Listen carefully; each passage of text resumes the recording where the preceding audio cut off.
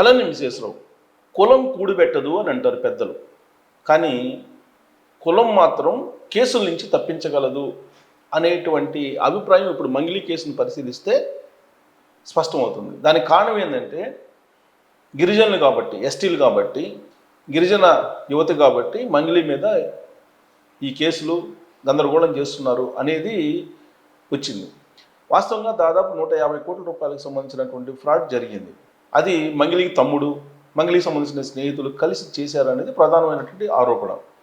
ప్రత్యక్షంగా కానీ పరోక్షంగా కానీ మంగిలి ప్రమేయం ఉందా లేదా అనేది ఇన్వెస్టిగేషన్ జరగాలి, కానీ ఆ దిశగా ఇన్వెస్టిగేషన్ జరగట్లేదు. దానికి కారణం ఏంటి అని అంటే గిరిజన సంఘాలు కొన్ని ముందుకు వచ్చాయి.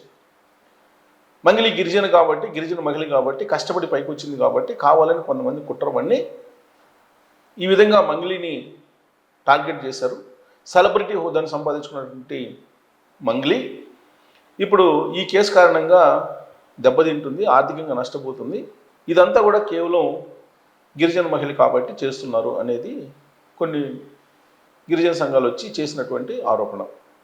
అయితే ప్రత్యూష రాథోడ్ అనేటువంటి ఒక మహిళ, గిరిజన మహిళ, ఆవిడ ముందుకు వచ్చారు. గిరిజనుల్లో నిజాయితీ వాళ్ళు ఉంటారు, నిజాయితీగా సంపాదించేటువంటి వాళ్ళు ఉంటారు, కష్టపడేటువంటి వాళ్ళు ఉంటారు, ఎదుటి వాళ్ళని మోసం చేసేటువంటి నేచరు దాదాపుగా ఎవరికి ఉండదు. కానీ మంగిలి మీద అనేక ఆరోపణలు ఉన్నాయి. ఆ ఆరోపణల నుంచి లేదంటే విచారణ నుంచి తప్పించుకోవడానికి, పోలీస్ కేసుల నుంచి తప్పించుకోవడానికి గిరిజన సామాజిక వర్గాన్ని ఉపయోగిస్తుంది.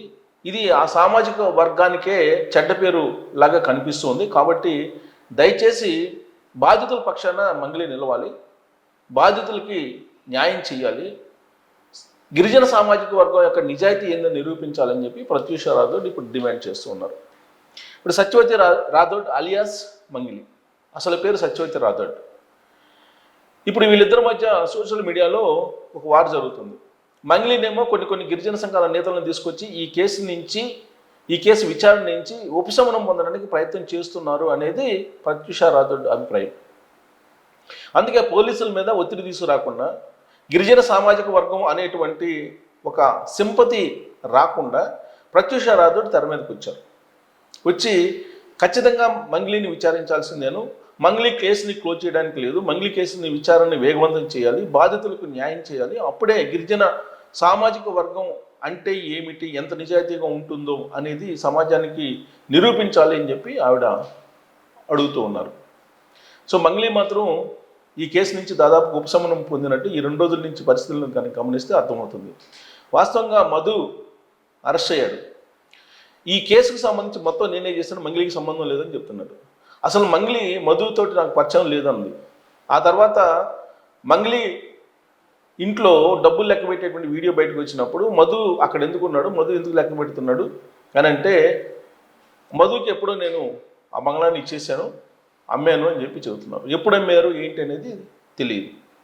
అసలు మధు అంటే ఎవరో తెలియదు అని చెప్పినటువంటి మంగిలి ఆ డబ్బులు లెక్క పెడతానికి మరి మంగిలి హౌస్ని ఎందుకు ఉపయోగించుకున్నాడు అని అంటే నేను ఎప్పుడు అమ్మాను అంటే ఒక ఆస్తిని అమ్మేటప్పుడు కొనేవాళ్ళు అమ్మేవాళ్ళు తెలియకుండా అమ్ముకోగలరా? ఇక్కడ మంగిలి నిజాయితీ ఏంటి అనేది అర్థమవుతుంది.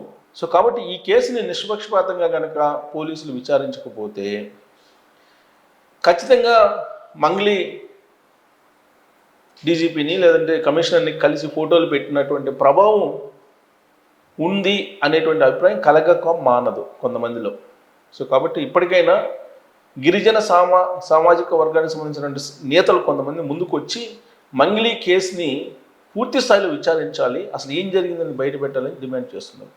మరి పోలీసులు విచారిస్తారా, లేదంటే మంగిలికి ఉన్నటువంటి క్రేజ్ ఏదైతే ఉందో ఆ క్రేజ్ దృష్ట్యా లైట్గా తీసుకుంటారనే దాని మీద మీరు కామెంట్ చేయొచ్చు. Thank you.